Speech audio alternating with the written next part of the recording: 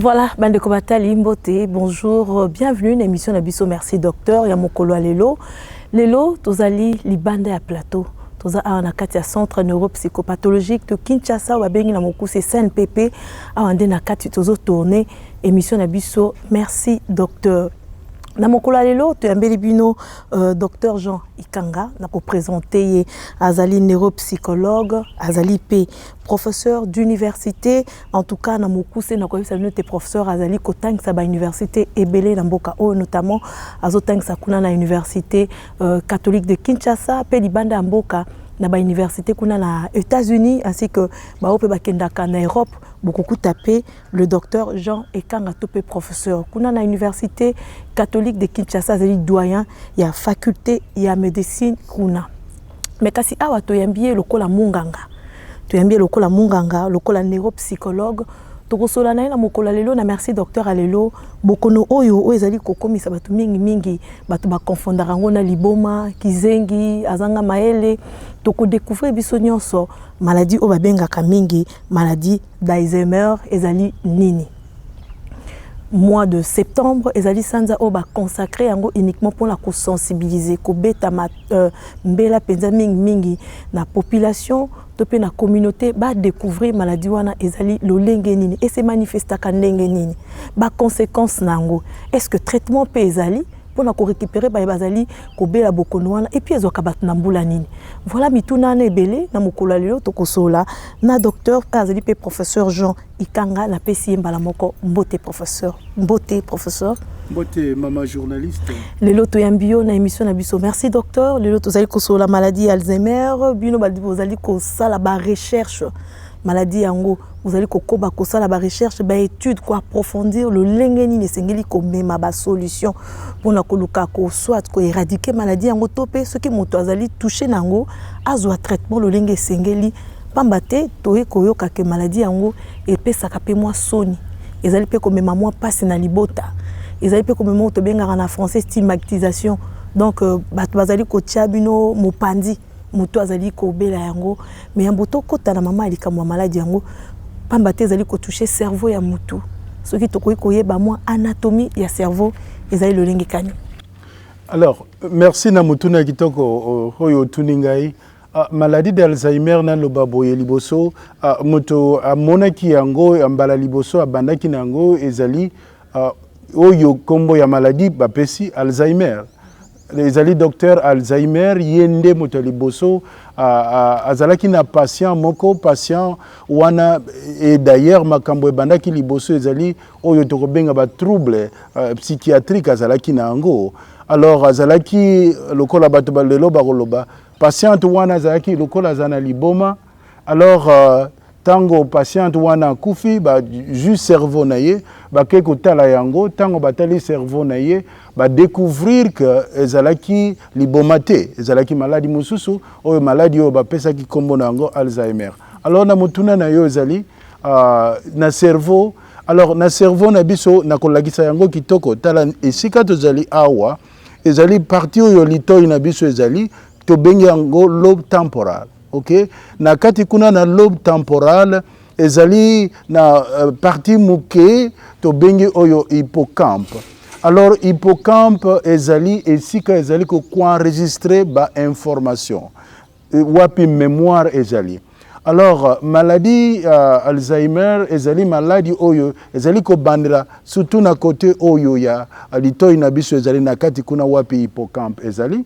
Alors ezali na ba protéine oyo to bengi amyloïde ko se déposer amyloïde wana ezali ko ya mingi na nzela ya hyperphosphorylation ya protéine mususu to bengi tau.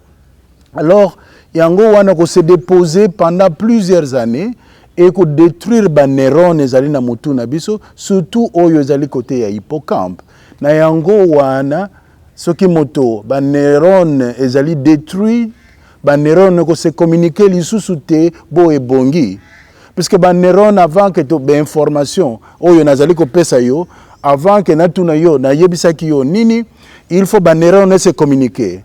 Alors mais soki nani ozali na maladie d'Alzheimer ba protéine oyo na wuti koloba amyloïde na tau ezali ebele na mutu na yo yango wana eko détruire ba neurone se communiquer lisusu te ezali lokola ndakisa na pesa ka ezali lokola nzela soki banzela ekatani bato bazali na gombe moyen bakende na tingasani ezali te. Alors c'est comme ça que les informations ne se communiquent plus yango wana mutabani ko bosana ayebi lisusu te kombo na ye ayebi lisusu te peut-être ndako na ye ezali wapi okopesa ye information ya sika akobosa na yango esika bando kende ndako nzambe ayebi lisusu te kombo ya bana ayebi lisusu te yango wana ezali ko conduire na maladie d'Alzheimer. Tele maintenant na ba protéine outi ko tanga wana aloïne na amyloïde na tau e utaka wapi ezalaka na kati ya cerveau to na bilei parce que bazali koloba lelo bazali ko beta c'était même OMS na bilei tozali ko lia pamba te ezali ko memela biso bokono mingi na nzoto na biso mais ba protéine wana yango utaka wapi na bilei to ezalaka déjà na kati ya nzoto mutu des mécanismes moko ye ko compliquer yango po emema koko soto mbeba na cerveau ya mutu wana lisusu mutu na kitoko na koloba boye ba protéine wana nyonso ezali na mutu na biso loko amyloïde ezali wana na mutu na yo na mutu na ngai mais c'est quand c'est le niveau na yango par exemple il y a amyloïde soki ekiti mingi yango ekosala mais ndenge nini to na yango ekokita na bandi surtout na protéine mosusu na bengi tau soki phosphore eleki mingi na mutu na biso wana na bengi hyperphosphorylisation. Donc phosphore est liquide trop, alors il y a hyperphosphorylisation, il y a tau, et en gros causer amyloïde et na yango ego bana ko détruire. Alors otuni est-ce que na nani wana déjà urbani ko kende na mutuna ya ba facteur.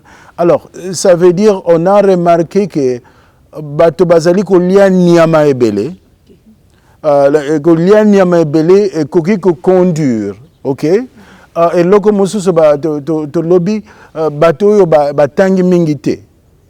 Alors ça veut dire par le fait chaque instant que yo nanga yo zali ko yekola par exemple sikawa yo zali ko yekola makama sika ya amyloïde ya tau mutu na yo zali ko sala ba connexion mingi. Alors bateau ba yekoli mingite ba connexion ezali mingite. Je donne l'exemple ezali lokola moto azali na mbongo ebele na banque azali ko bakisa mbongo azali ko bakisa. Donc apprendre c'est faire la réserve cerveau na yo pote soki maladi ye pote ko attaquer cerveau na yo maladi okuta ke ozana yango ebele ekozwa ngonga avant que yo kabola yango. Alors c'est ce qui fait que bato batangi ebele bazali na réserve mingi ya ba neurone. C'est comme ça que amyloïde na batao ekozwa ngonga pote détruire ya. Le barake kotanga mingi eza ko enrichir cerveau pe ko kolisa yango. Voilà. Donc bao batanga mingi te bango pe bazo kolisa cerveau na bango te. C'est comme ça que tokomona te tango tokoyawa na kisasa na kolakisa bato bazali ko bela yango. Je ne veux pas dire que bato batangi bako bela yango te bako bela yango na retard. Kasi bato batangi te bako bela très tôt. Okomona te parfois bato lokola ba professeur baroya ko bela maladie d'Alzheimer dans la 80e 90e. Ndenge balobara bato mindele batanga mingi ba bela mingi ba maladie obiso bato. Voilà, mais ya bango bazali ko bela mingi déjà très tard. Zango wana ba benga maladie ya bato ya âge avancé. Puisque na mindele c'est surtout mingi za na retard. Mais pas ina biso ko mona déjà très tôt. Donc facteur mususu ezali âge. Alors déjà à partir de 65 ans bato mingi babani ko développer maladie d'Alzheimer. Wana pona batunyo soto pe pona biso en Afrique na RDC plus particulièrement. En général, mais là où comme je viens de dire ici na wuto loba makambo etali âge et puis makambo ya nutrition et loko mususu na lingi ko bagisa pote yela biso na RDC ezali makambo ya oyo to bengi syndrome métabolique. Syndrome métabolique c'est ba maladie ebele to hypertension.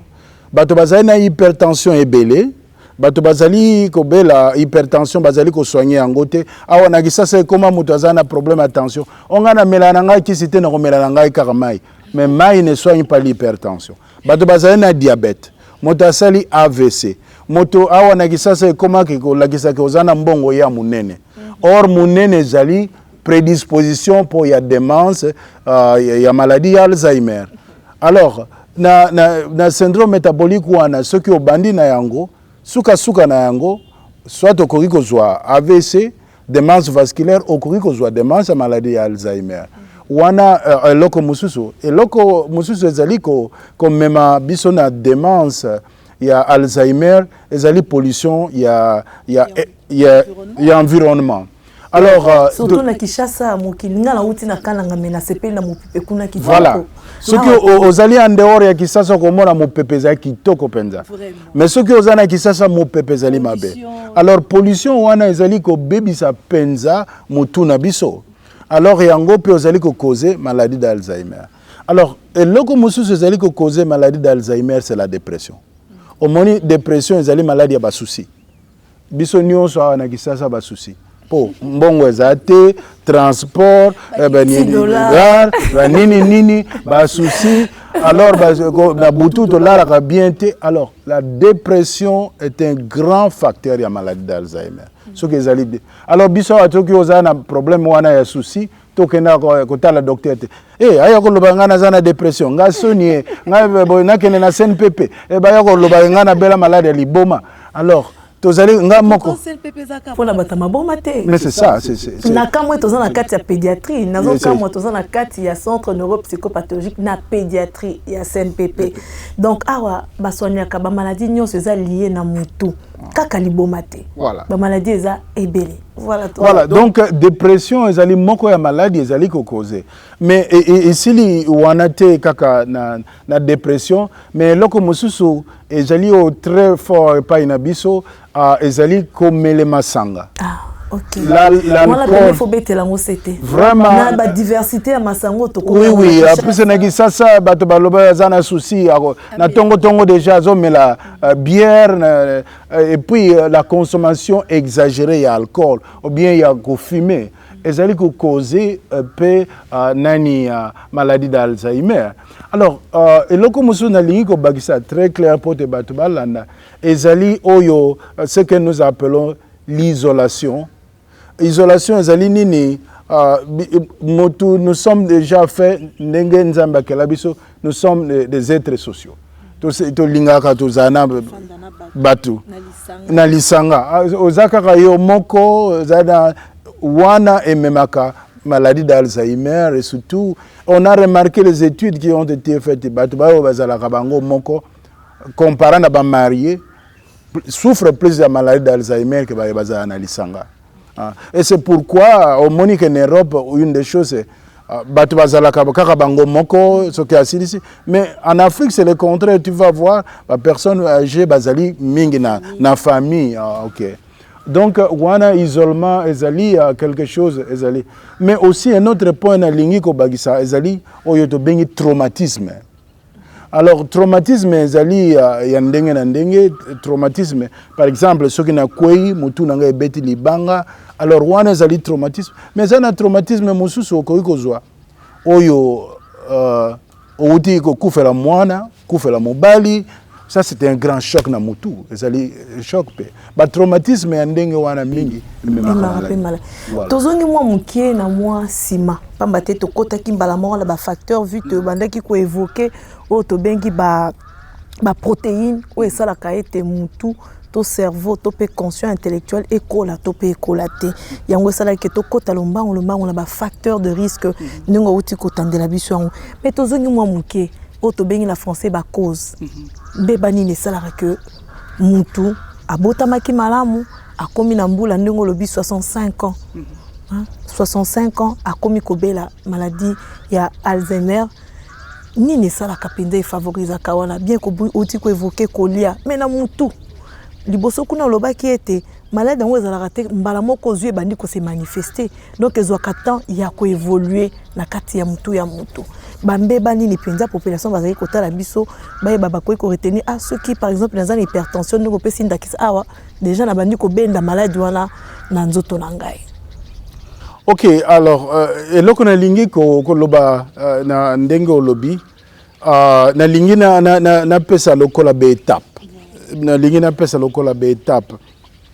Ça veut dire généralement la protéine mi balena uti koloba ezali oyo to benye ba biomarqueur oyo ezali ba biomarqueur spécifique na maladie d'Alzheimer.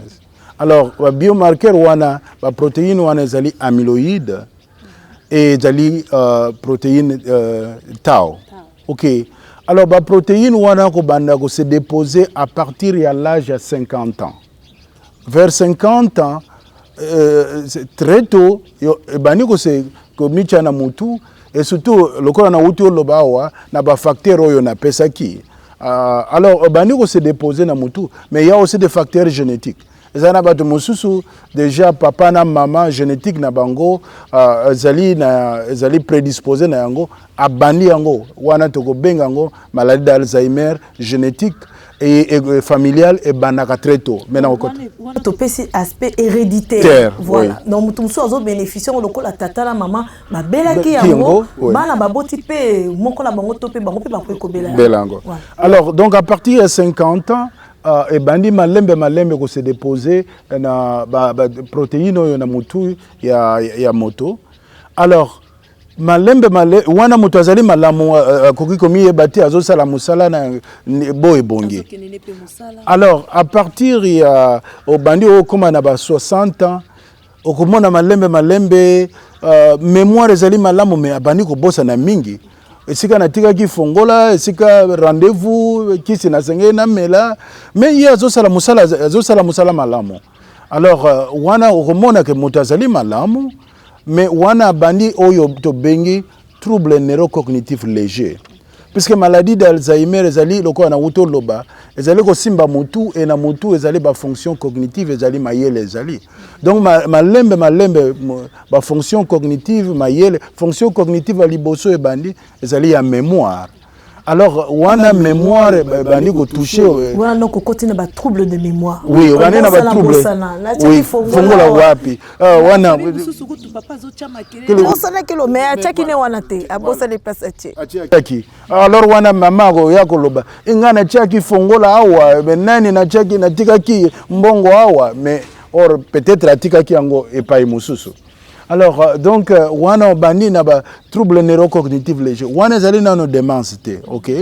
Alors wana à partir de 65 ans maintenant ba trouble neurocognitif donc commis ebelé na mayele pe bandi ko bunga malembe mais aussi atana musala oyo to bandi oloba yo bandi musala pe moya ko sala ngo lisusu la mwezalité.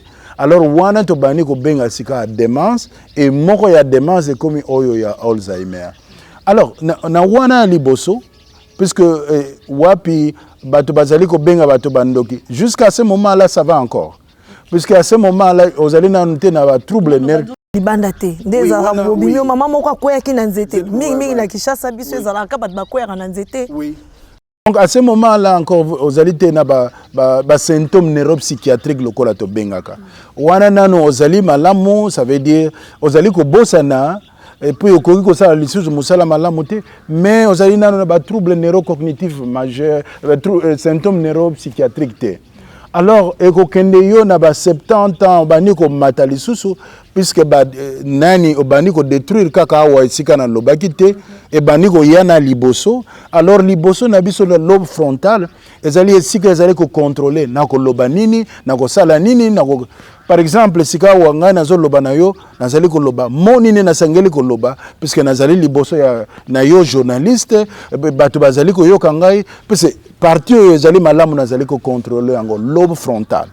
Alors partie wana ego banda kozala détruit na bato ba komi na maladie d'Alzheimer. C'est comme ça maman akoloba likambo. Kwa maman osengelaki koloba likambo ndenge wana te liboso ya bato. Papa akoloba papa alors wana bano loba papa bano loba ko moto azali na liboma omoni puisque maladie wana bano osala nini ko détruire partie ba protéine oyo na lobaki liboso. Mais s'ilité ce maladie ko banda alors wana muti d'évoluer alors à partir de là moto abandi koloba nazomona bato bazo ya liboso na ngai namoni bana mike mais wana ne penda to bengi endoki na yoki bandeko ya famille na ngai bazo lobela ngai voilà donc abandi ko mona bato abandi ko yoka mingongo et ceux qui opesi elamba te lata akoki ko lata ngoli susu bien te pantalon yo abandaki ko lata ngoli susu bien te donc akolinga pe akotikala na ye bolumbu akoyeba te aza bolumbu mais alors wana akobima akoyeba lisusu te ke awa quartier na biso avenue ezalaka boye abosani ata puisque wana vraiment motu bat protéine na lobby et détruire yango complètement yango wana akobima na balabala bakoloba mama ndako na bino ezalaka wapi ezali awa yo zandoki mama oyo tala ndenge alati malamu te bouton akangi te azandoki alati bilamba te azolongola bilamba azandoki non c'est quelqu'un à l'état avancé ya maladie ya nini ya Alzheimer bandeko batali tozolo belelo maladie ya Alzheimer mingi tozali ko confondre yango surtout en Afrique précisément to particulièrement la mboka na biso République démocratique du Congo soki mokolo akokisi mibu 70 ans, 65 ans, déjà parti il y a 50 ans, moi ba perte ndenge docteur Jean Ikanga zali kolobela biso awa eyaka déjà. Donc na au moins mon tozali koyoka awa totika ko confondre kindoki na maladie d'Alzheimer. Lelo ekoyi kozwa tata moko na nzela, mais lobi pe koyi kozwa yo. Yo pe ba koyi ko considérer ndoki soki au traité papa au mona ke na nzela koyaki malamu te. Donc ezali na bambeba ebele ba facteur ebele bazali ko évoquer masanga lelo ba jeune tozomela masanga ya lolenge nyonso bazododo tozokozwa ba drogue ya lolenge nyonso mais photo eba ete tokonuna tango kokisa 50 ans 65 ans ekozala lolenge nini balobi awa cigarette epekisami komela cigarette tomela kayango mais na quantité nini et puis senge to eba kete moto tango azali kokola a perdaka pe ba faculté mususu connectif ndenge docteur azali ko expliquer awa et kozala penza malamu to landa na bokebi po to ba ko distinguer muto azali ndoki na muto azali ndoki te muto azali kobela muto azali kobela te na kosenga pena mingi soki bomoni baka ya ndenge wana komema bango na bopito nyonso te et pas ba spécialiste ba neuropsychiatre ba neurologue ba psychiatre ba psychologue topé a na scène PPC ka tozali ko tourner émission o ba spécialiste bazali pour na kosunga biso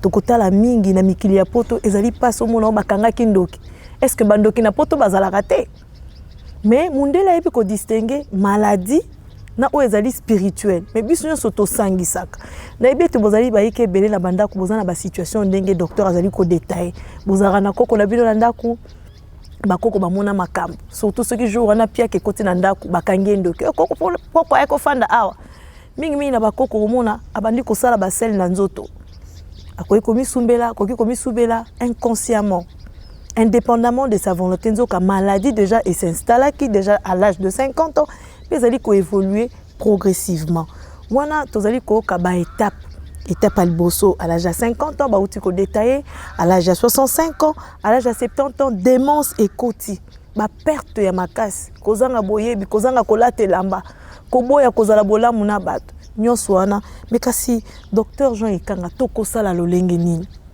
totika babeli na lolenge wana, yo zali ko sala ba recherche, ozali ko approfondir l'étude pour la koyeba ndenge ni ya ko apporter ba solution na bokono o.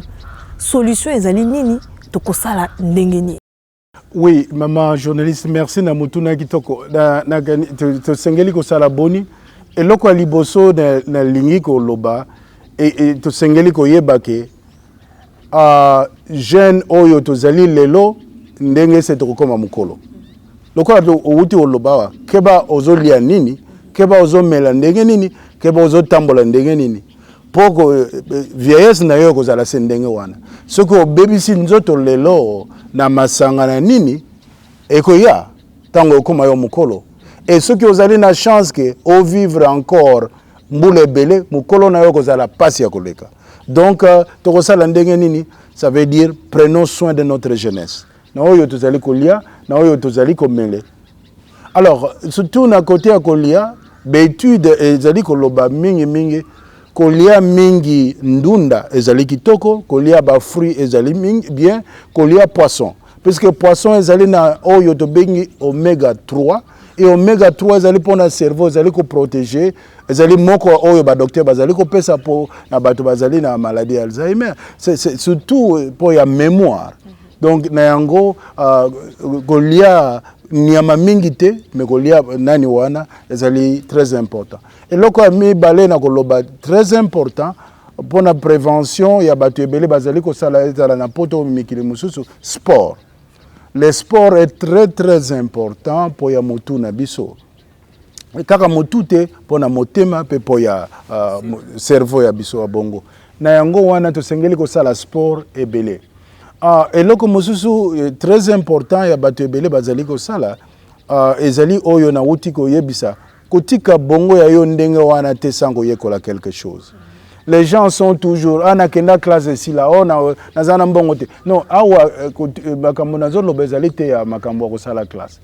On a déjà dit si tu veux cacher quelque chose au noir, il faut que tu aies un livre. Ça veut dire nous ne lisons pas. Par le fait que nous ne lisons pas, alors c'est qu'on ne fait pas beaucoup de connexions dans le cerveau na biso. Zoaka mwangongo akotanga, zoaka mwangongo okende conférence. Bolinga nzambe bele kene ata nani na église na bino soki bazo pesa conférence ou nini. Cette façon là on fait beaucoup de connexions na nini na motu. Alors ceux qui osali ko sala ba connexion te, ça c'est très vite la maladie va vous attaquer, très vite vous serez parti. Alors eloko mosusu bato bazali ko loba pour ya ko éviter maladie d'Alzheimer, ce que je voudrais c'est ce que j'ai dit, être une personne très sociale. Le temps ya kozalana baninga, le temps de se réjouir. Pona nini? Tant ozali ko nanga yawa, ozali ko yoka ngai, mutu na yo ozali ko réfléchir. Qu'est-ce qu'il raconte? Qu'est-ce que cela veut dire? C'est que ozali ko réfléchir. C'est ça l'essence ya kozalana communauté, puisque la tête est toujours très active en train de réfléchir. Voilà un peu miloko ya bato ebele bazali ko sala po ya ko éviter nazali ko beta sete to motuna etali pollution sonore. Voilà. Tango yo zolo bakeno kozala na bato kosola na bato mutu mususu pona tango mususu fazala na bar esika makeleza makasi mais mutu mususu pe azali na bar te azana ndako ne mais makelelo ezo yoka na ndako ne ezo uta na environnement. Est-ce que pollution sonore ba makele ya makasi otindi biso to kenda pe église to ko traba conférence kuna pe lisusu tozo kuta makela makasi pollution sonore et ko pe ko sala mbeba to pe ko favoriser démence ya maladie d'Alzheimer. Au fond c'est parmi des risques facteurs que je n'ai pas mentionné. Perte ya audition ezali risque ya ko na maladie d'Alzheimer. Chaque instant moi avec ma montre ça me montre ce qui bruit et aller au-delà de ce qui est prévu. Si c'est au-delà de 90 cibles. Alors, partout quand tu passes à Kinshasa, na Tongo, na Bapokwa, na Banini, même na 1 heure, nos églises, il semble que pour que Nzambe ayo kapote nani, il faut qu'on crie, il faut qu'on le babe. Il faut qu'on bengana satana, il y a kakama mungongo makasi. Alors, cela n'est pas bien. C'est ce que je suis en train de dire, les études que nous sommes en train de voir. Dans 10 ans, nous aurons beaucoup de cas de démence à Ouanakongo. Ça, je ne le dis pas. Les statistiques que nous avons là, ça montre. D'abord, pourquoi? L'espérance de vie des Congolais aujourd'hui, c'est 60 à 61 ans. 61 ans à 62 ans. Donc, pour Namibal, ils ont 61 ans, pour Nabas, ils ont 62 ans. Alors, ça veut dire que nous avons beaucoup de jeunes gens qui ont 50 ans, et tous ces jeunes gens-là, dans 10 ans, ils auront bientôt 60. Alors, il faut penser que la grande population au Congo, dans 10 ans, nous aurons beaucoup de personnes à maladie Oyo. Et nous ne sommes même pas préparés. Et une autre chose pour une maladie aux alébélés, puisqu'on est habitué à la pollution, et avec la pollution sonore. Bandeko Batali, professeur Jean Ikanga, azali kaka professeur te kasali pe mupe ndenge to barana ningala me kasali père. toko mema mwa muke masolo o ya maladie otozobe ya lelo ya Alzheimer na mwa muke na o etali spiritualité pour santé zakara santé physique te toza pe na santé spirituelle bandimi to benga bango bandimi communauté population lelo soki ba moni muto asali perte ya mémoire pamba te ba lobi ete maladie o ezwaka kaka ba mikolo ba benga ngo maladie ya ba personne de 3e âge kasi et bandala ekota na nzoto kala à l'âge de 50 ans déjà maladie est installée mais kasi ba manifestation ngo ndenge professeur awuti ko détailler awa et yaka moi un peu plus tard c'est-à-dire à partir ya 60 ans de sika to bandi ko mona ba manifestation ya maladie yango to ke na peu na moi santé spirituelle biso nyonso to mona kaka satana za na sima nzambe ifwazala yesu makambo ebele bao baza ba musulman il faut ba belala pona tina maladie oyo bozali kosala l'étude na bandi ke l'étude ezali kaka na point physique te moi spiritualité pe il faut ezala po boye ba pena malamu est-ce que maladie yango ezala vraiment satanique to eza kaka maladie o ezali ko toucher nzoto mais ce que ezali lié na milimo to pe na monde spirituel en tant que père en tant que mokambi ya milimo nini pe senge na ba téléspectateurs na ba fidèles ba communauté bazali kolanda biso ba kosala lolenge nini. Je crois que question wana otuni ezali oyo ememaki ngai lelo na ya kosala recherche puisque premier cas na ngai nazwaki ya maladie d'Alzheimer ezalaki ngai lokola sango. J'étais dans l'église napesaki communion epa ya mama moko mama azongaki esika asengelaki avanda abosani. Alors mama abandi ko tourner na kati église bato ba makelele oh chori. Alors je ne comprenais pas pourquoi il y a eu nani wana. Alors c'est tout à coup à la fin de la messe natuni qu'est-ce qui s'est passé ba yebisinga ba bisango mama wana azali chor. Azali ko bosa na mingi na quartier, azali ko kene na bandako abato po obosa na azolo bake abosani ndako na azali chor et sans ezosilaye. Alors je n'ai pas compris. J'ai dû appeler un des professeurs ici au CNPP que je connaissais, neuropsychiatre. Natuni yena lobby. Voilà, je viens d'avoir un tel cas. Il m'a dit à ce moment-là, il dit père, wana ezali maladie d'Alzheimer. Ce n'est pas de la sorcellerie. Alors j'ai pu appeler cette famille pour ce moi nazalaki wana yokaki soni peine que maman azali ndoki. Je leur ai dû expliquer dans lobby ezali kindokité. Ce n'est pas ba démon ezali na maman. Maman azali na ba démon te. Ce que l'on ne comprend pas à Kinshasa, tout ce qu'on ne comprend pas, c'est de la sorcellerie. Alors, on a une église, mais je crois que la meilleure sorcellerie qu'il faut faire, chasser à Wanakisasa, il y a ignorance. Il faut tout ça la recherche pour comprendre. Et c'est comme ça, vraiment, quand je suis parti dans mes études, je me suis spécialisé sur cette maladie. Alors, ce n'est pas une maladie spirituelle. Alors, ngai lokola nani motonazali ko kambabato. Ce qui baye pas inangai, je ne veux pas dire que Dieu ne guérit pas. Non. Ce que je veux dire, il y a des spécialistes pour ça. Il y a des tests qu'on doit faire, il y a de quoi qu'on peut faire pour aider, mais je peux accompagner spirituellement. Mais je ne veux pas commencer à faire l'exorcisme pour Agoloba. Maman, au nom de Jésus, démon Bima, ce n'est pas un démon. Parce que la myloïde sera là, le Tao sera là, même si on sait combien de fois.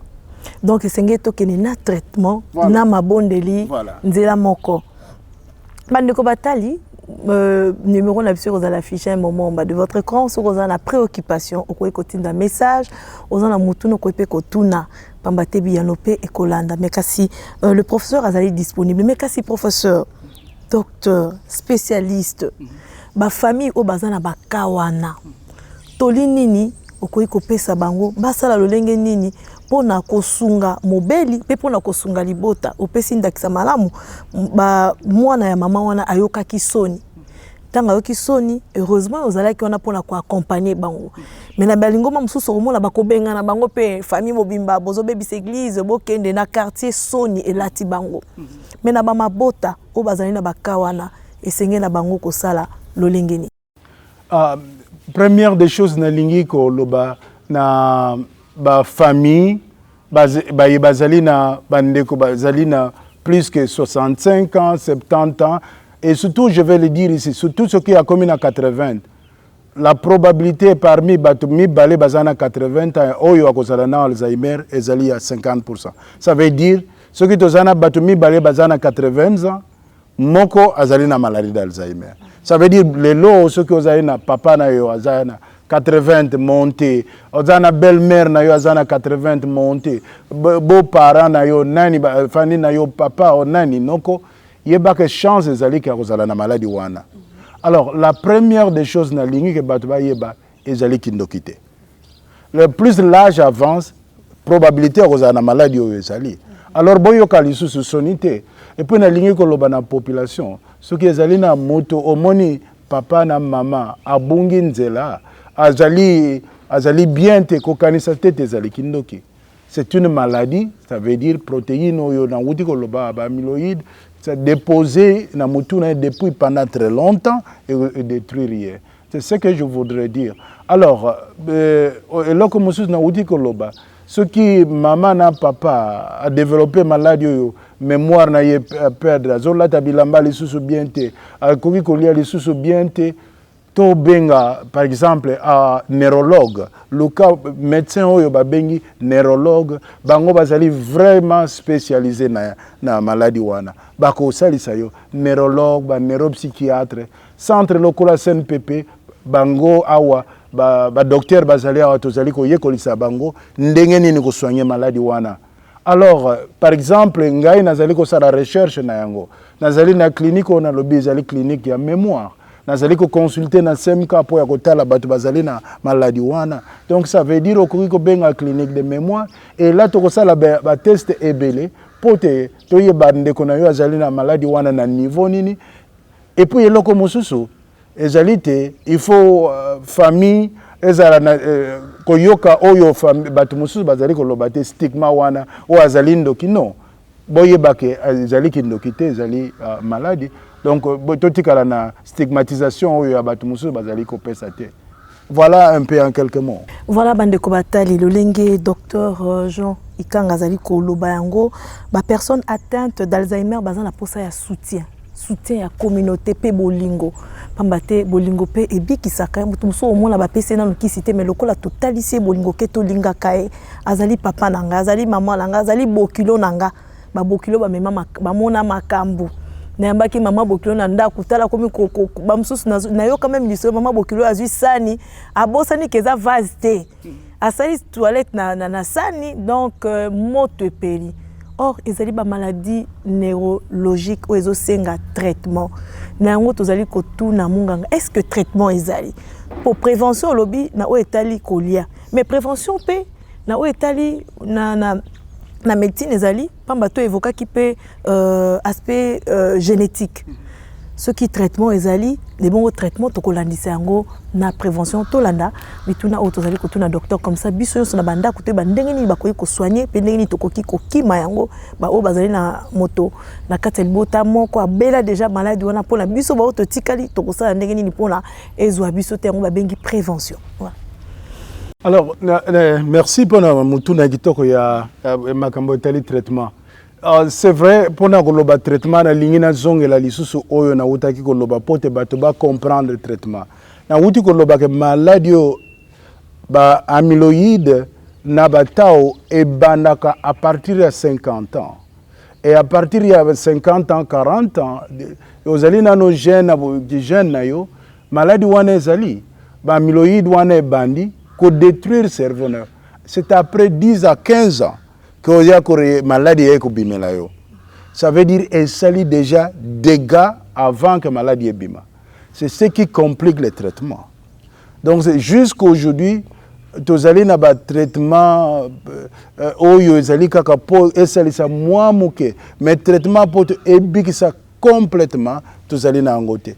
To bani ko comme un traitement oyo to bandi soki moto abandi yango déjà azali na maladie lokola na bani lo ba trouble neurocognitif léger donc wana to moni na ba amyloïde na bata il y a un traitement à ce niveau là qui aide un peu à éradiquer banani wana to zali na traitement wana nano awa na Congo te mais déjà lokola na Amérique lokola na Europe une partie na Asie déjà bazali déjà na traitement wana ya anti-amyloïde mais wana ce qui malade ezali na libandela mais ce qui malade ezali déjà très avancé moto déjà amyloïde na tao et détruire mingi.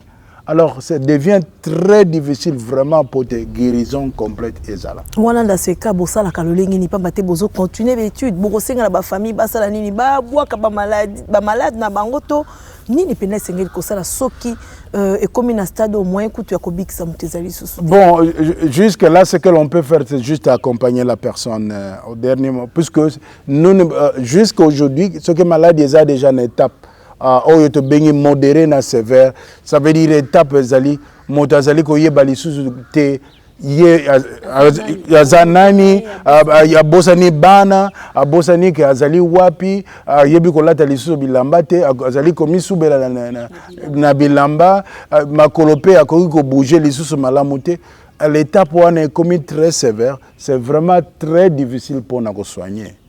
Mais ce que nous faisons, on donne quelques médicaments pour un peu que qualité de vie est comme moi améliorer. Mais vraiment, il n'y a pas, même dans Poto, il n'y a pas encore médicaments jusqu'à ça. La science est en train de faire. Alors, qu'est-ce qu'on fait maintenant? Dans le pays local, Hollande, le pays Moussoussou, ce que l'on fait, c'est à partir il y a 40 ans, 50 ans, qu'on a déjà côté la taux amyloïde, côté la facteur héréditaire, ce que Monique et Zalina Yango, là déjà on commence déjà à vous soigner avec les anti-amyloïdes. On a traitement préventif. Voilà. Babani déjà qu'on prévenir ce que bamoni baloïd bamoni bata on a yo et qui na tendance déjà babani copé sur déjà bakisi pour la rozong sango à la normale. Voilà bande ko batali to komina suka émission na biso na bandi to ki penda na bokebi nyonso le lenge docteur Jean Ekanga utuko expliquer biso maladie d'Alzheimer le lenge ni se manifestaka. Mais bien sûr traitement ou ezali que curatif muto abika totalement ezalité jusque là pambate ba étude ba recherche ezali koko bakaka. Donc na mokuse to ko conclure docteur que maladie wana emimakanaliwa. Oui, emimakanaliwa, mais je dois dire ceci. Ce qui ba condition to bongisi ba condition motakori ko za nango à vivre très longtemps. C'est comme ça que je mérite que Batubaye Bango. Ce n'est pas que puisque les lots, maman, Zanango, que l'objet a okufa. Non. Ça prend beaucoup de temps. Comme je dis, ceux qui te protègent, qui ont la maladie, Moussoussou, maman a connu qu'on vivre longtemps, papa a connu qu'on vivre longtemps. Maman a connu qu'on vivre longtemps, Moutone a su qu'est-ce que l'ibota, Barozana Posa, il y a un psychologue pour accompagner l'ibota, Pambaté Zali fardeau. Oui, c'est une très bonne question puisque na musala na sali na moni lokolo bano mama Bokilo, la belle-fille sont fatiguées d'avoir maman Bokilo azo bossa na mingi, azo subana ndako nini. Généralement les aidants ont besoin d'un accompagnement puisqu'ils arrivent à ce que nous appelons en anglais burn-out au lembi. Comme une fatigue à collègues, puisque vous allez conseiller sa moto, puisque bazana na maladie d'Alzheimer, le quoi en bas de l'oba, et zoa kangonga, bakuri ko vivre longtemps et l'embisaka. Alors ils ont besoin d'un accompagnement, ils ont besoin d'être aidés. Et d'ailleurs quand l'âge est avancé, c'est des conseillers que motomoko a salisaye. C'est à ce moment, c'est pourquoi moi na poto, bazali na ba homme, il y a bateau troisième âge, puisque bazali na bateau spécialisé pour accompagner sa bango. Et bon, là, ce qu'on proposer nini kasa, tout comme na na suka émission na bandeko bakolado. Et puis, bao bazana posa ya kokota en contact na yo en tant que nganga ya Nzambe père, et puis en tant que spécialiste neuropsychologue. Je parle d'abord en tant que professeur et chercheur. C'est là où je pense que le gouvernement va être impliqué très vite. Il faut totalement comment prendre soin des personnes de troisième âge. Ça, c'est vraiment très important. Puisque y a jeunes les lots dans le gouvernement, dans le parlement, dans si peu de temps, tu auras 70 ans, 80. Et si cette protection n'est pas là, yonangai, bana wana bazali, jeune barobenga yonangai bandoki. Alors, na circonstance c'est très bien d'en parler. En église, pasteur bayoki biso, sango bayoki biso banani, tobenga batu andengwana te bandoki, nous devons les accompagner. Alors ceux qui, maman Bokilo, papa Azali Nayango, libote sengeli esangana eyokana ndenge nini bokusengeli ezala kaka moto moko te akozala soin na ye soki bozali 3 na 4 la famille lelo oyo asalisi oyo. Alors aussi dernière des choses c'est qui est là, il faut que benga ba spécialiste lokola ba psychologue ba ko accompagner bino ba psychiatre ba ko accompagner bino ba neurologue ba ko ta ndenge ni ba ko soigner papa ou maman on de kona biso azali na maladie wana. Voilà un peu ce qu'il faut faire. Voilà bandeko batali to komi na suka émission na biso. Merci docteur Esili na mokole to bela ki maladie d'Alzheimer et longo na docteur Jean Ikanga azali pe professeur d'université azali spécialiste neuropsychologue azali pe chercheur aye azali ko approfondir l'étude na o etali maladie wana ko luka lolenge nini esengeli ko silisa bokono wana to pe ko luka kisi o esengeli pona ko bikisa ba o bazali touché na maladie wana to ba yeke maladie wana ya Alzheimer ezali ko touché mingi batu ya 3e âge bakoko bamibange bien entendu mais kasi docteur alobi likamoko mutu ya été maladie wana ekotaka déjà na nzoto ya mutu à partir ya 50 ans. Vous alliez elenge à 50 ans, to milengela. Keba na bilei, keba na masanga, keba na cigarette, keba na ozali kolia. Ça la vraiment attention pambate ozoli alelo yango lobi ko bebisa mémoire na yo ke bebisa nzoto no pe ko memela oboko noana lobi ba bengyo bandoki. Kasi to simba ete balobi maladie wana ezali kindoki te. Soki bomoni mutu, to pe tata, to pe maman akomi na âge ya 60 ans, 70 ans. 50 ans, 55 ans, abandi ko sala ba perte ya mémoire, abandi ko bosana pamba, nzoto ekomi kolemba zo ko kalsus ko simba te ko tambola te, bobelela endoki te. Okuti ndeko na nzela to tata moka mokolo akwei mingi balobaka akwei na nzete, mais peut-être akwei na nzete te. Mutu moko kutene na nzela to mama moko boya bosani adresse azoyi ba susu te akotuna lopan moko par mégarde nazalaka et pourtant zalaka wana te. Donc ezali ba manifestation ya bokono wana ezali ebele pamba te ezali ko toucher mémoire to pe bongo ya mutu kasi to sala très attention. Docteur Jean Ikanga pesi balolenge ni tokoyi kozwae kuna na centre MK to pe awa na centre neuropsychopathologique esika tozali awa na CNPP.